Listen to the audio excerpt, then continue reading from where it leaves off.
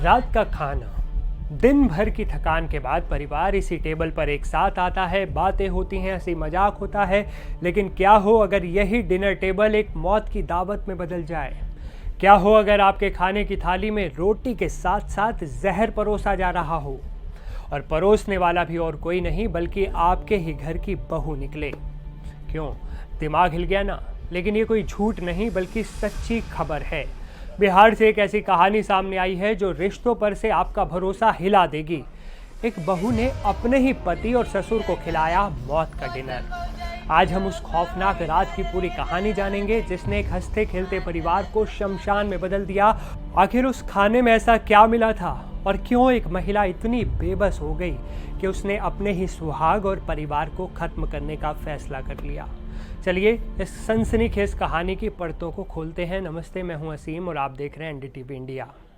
ये दिल दहला देने वाली कहानी है बिहार के रोहतास जिले के अगरेर थाना क्षेत्र की।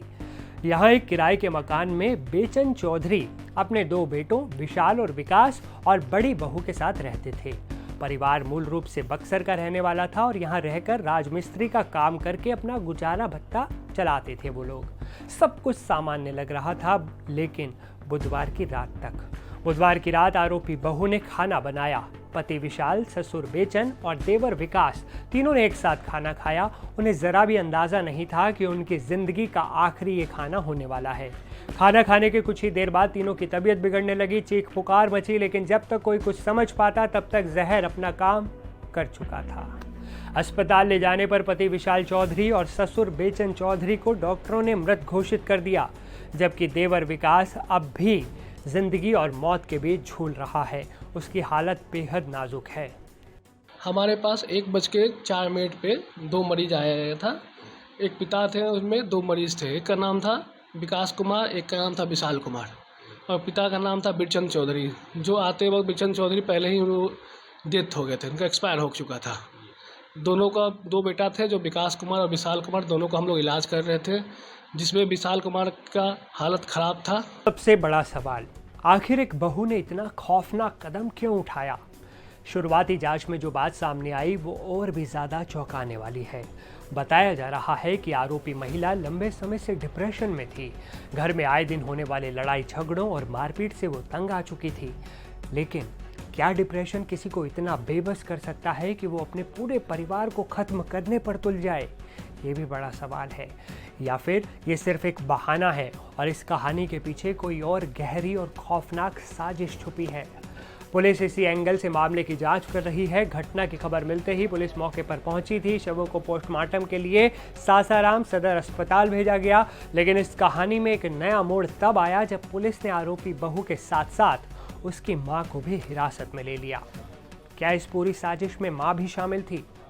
क्या उसी ने अपनी बेटी को ये खौफनाक कदम उठाने के लिए उकसाया? ये बहुत बड़े सवाल है। पुलिस इन दोनों सवालों को लेकर दोनों ही महिलाओं से पूछताछ कर रही है। एक परिवार जो साथ में रोटी खाता था, आज वो बिखर चुका है। 2 लाशें हैं, एक जिंदगी के बीच लड़ रहा है और 2 महिलाएं सलाखों के पीछे हैं। ये कहानी कई अनसुलझे सवाल छोड़ती है। हम लोग के यहाँ फ़ोन गया तो हम लोग यहाँ हॉस्पिटल में आए। हॉस्पिटल में आने के बाद पता चला कि जहर उनके पतों ने जहर दे दी है।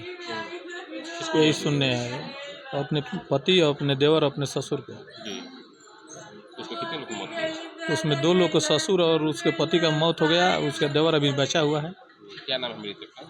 मृतक का एक ससुर का नाम है बेचन चौधरी, पति का नाम है विशाल चौधरी। कहाँ के रहने वाले हैं? लोग रहने वाले हैं धनसोई, बक्सर, ग्राम रामपुर के रहने वाले हैं। थाना धनसोई है, जिला बक्सर। अभी लोग क्या कहाँ रहते हैं? अभी अगरेर में रहते थे डेरा पर और राजमिस्त्री का काम करते थे। क्या ये सिर्फ डिप्रेशन का नतीजा था या फिर एक सोची समझी साजिश? मां की इस मामले में क्या भूमिका है? और सबसे बड़ा सवाल, आखिर वो कौन सी वजह थी जो रिश्तों के खून से भी ज़्यादा जहरीली साबित हो गई? इस मामले की सच्चाई तो पुलिस जांच के बाद ही सामने आएगी, लेकिन ये घटना समाज के लिए एक चेतावनी जरूर है। आपकी इस झकझोर देने वाली कहानी पर क्या राय है, हमें कमेंट सेक्शन में ज़रूर बताएं। इस वीडियो में फ़िलहाल इतना ही। आपसे फिर होगी मुलाकात एक नई वीडियो में।